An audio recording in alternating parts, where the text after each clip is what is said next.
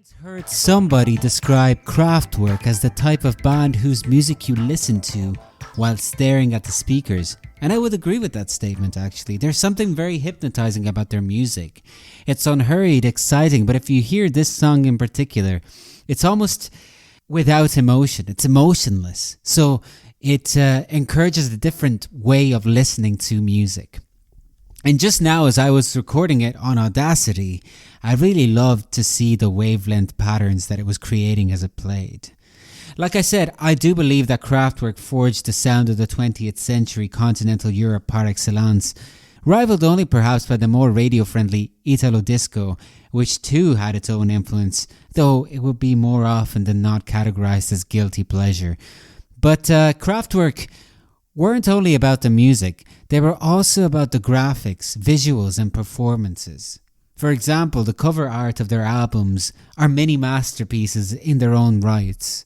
Not to mention that the video for their song, including the one for the robots, these videos are just iconic.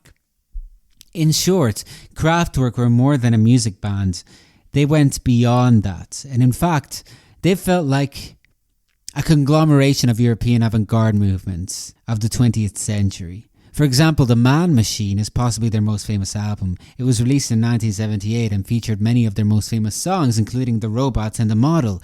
And conceptually, it was influenced by Russian futurist art of the 1910s, i.e. Suprematism and Constructivism.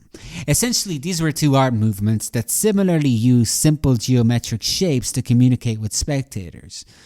But whereas constructivism used them to communicate specific messages, typically messages that had much to do with communist propaganda, suprematism was more geared towards a more complete and demanding audience interaction, whereby artworks had no narrative, emotions, or culturally specific symbolism.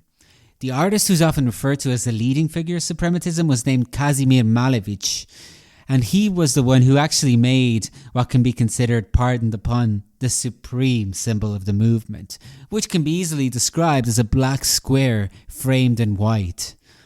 And that's all it was, and actually that's the concept of his grave too, if you ever decide to visit it. Also, the works of suprematism were often placed around art galleries in sparse sequences, in a way that questioned the way that art in general was actually displayed. All of this was done to represent an equivalent of hitting a reset button on a society that passionately looked for change. And let's not forget, at this time, Russia was transitioning from an authoritarian state, when it overthrew the Tsar, to a communist state. And so the way in which this art movement reflected those sentiments was by interacting actively with the viewer. There is something cleansing about suprematism that the society that we live in today, where we are bombarded with information all the time, perhaps struggle to comprehend.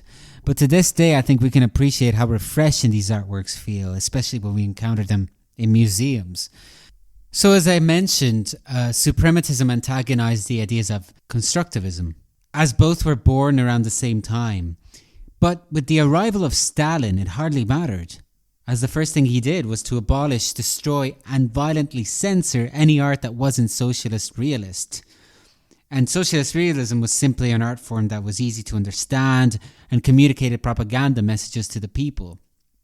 And it's not surprising. You'll find in history that the first thing that totalitarianists seek to do is just abolish any art form that encourages people to think, and that is generally difficult to control.